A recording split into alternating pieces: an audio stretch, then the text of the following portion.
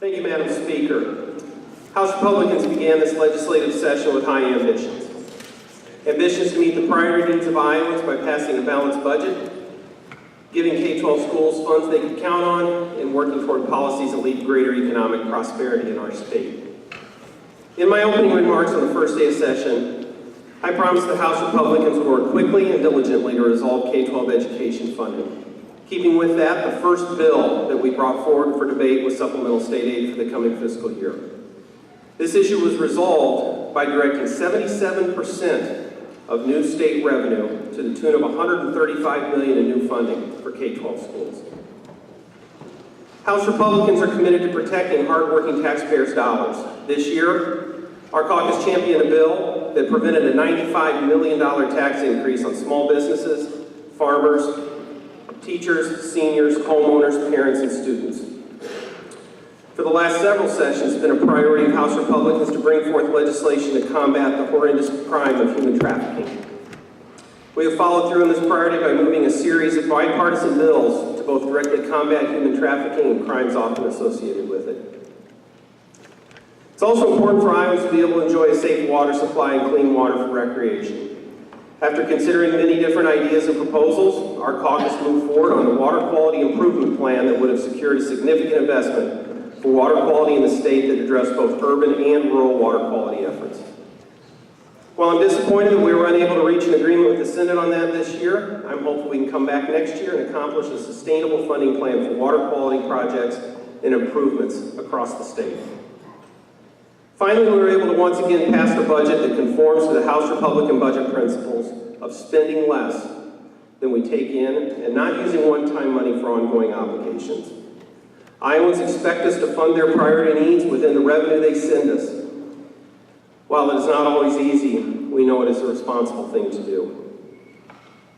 As we close out this session, I want to thank every single person who contributed to the work that we accomplished this year. From the custodial staff that keeps this building beautiful, to Ben and the rest of the wonderful pages who kept us smiling on some of the toughest days. Special thanks to all of your hard work this year. To Minority Leader Smith and the Democratic Caucus, thank you for working together with us while asking the hard questions and always offering us a different perspective.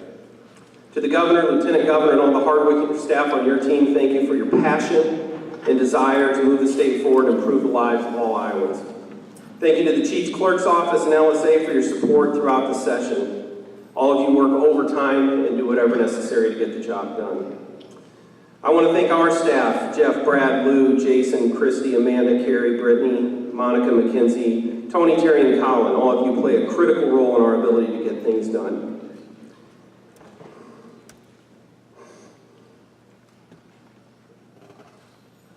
To Zach and Liddy,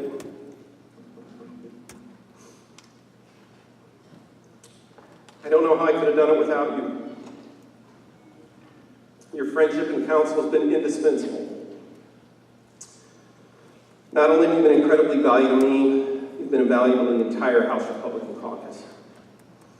To my Republican colleagues, it is a tremendous honor to serve as your leader.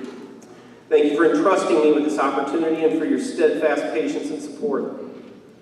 It was a joy and privilege to work together on these tough issues and to see the unity of our caucus grow.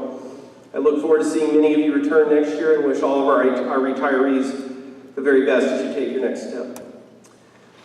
I also want to express my gratitude to you, Speaker Uppmeyer, for your tireless work this session. Under your leadership, we worked efficiently and effectively. Thank you for your friendship and your advice along the way. Finally, my greatest appreciation goes to my family. My wife Amanda's support means the world to me. And as many of you with families know, spouses, her sacrifices are profound. To Owen and Sophia, I'm finally able to answer the question they've been asking quite a lot lately. Yes, Daddy's done at the Capitol. Thank you, Madam Speaker.